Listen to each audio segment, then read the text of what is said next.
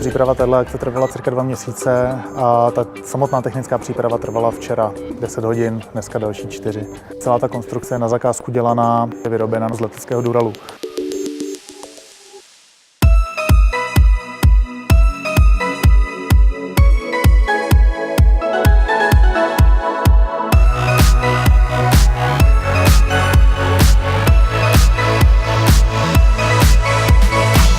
Já jsem profesionální bublinář, živím se tím, že předvádím show s mýdlovými bublinami, na které předvádím vlastně až neuvěřitelné kousky. Největší výzva pro každé bublináře si myslím, že jsou takhle obrovský rekordy. Samozřejmě třeba jsem držitelem rekordu, které jsem vytvářel pouze bublifukem a rukami, takže bez žádných konstrukcí, na to jsem taky pyšný, protože to je to doopravdické umění, to musíte umět.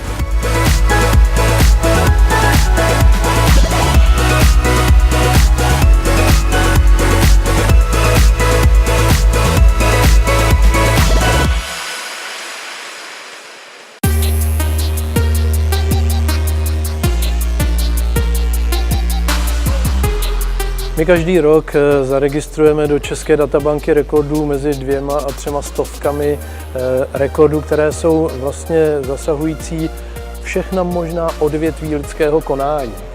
Ale v podstatě by šlo ty rekordy obecně rozdělit na nějaké úsilí jednotlivců a na nějaké hromadné akce. A tohle je vlastně spojení obou.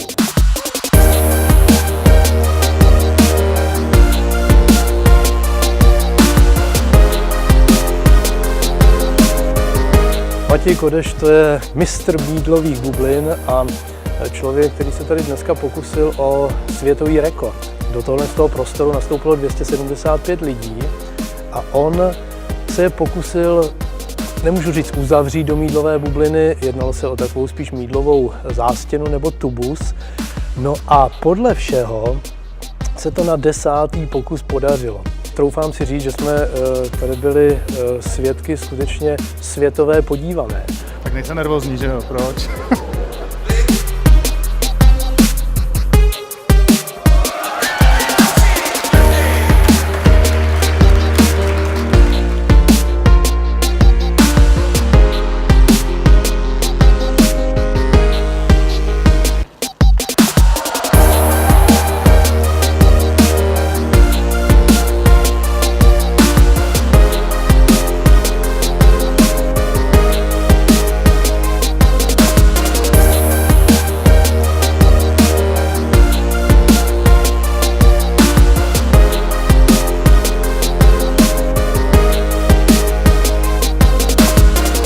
Všem lidem, kteří by chtěli něco podobného realizovat, bych doporučit si připravit hodně velkou dávku trpělivosti a výdrž a odhodlání, protože to opravdu není tak jednoduché, jako se to zdá.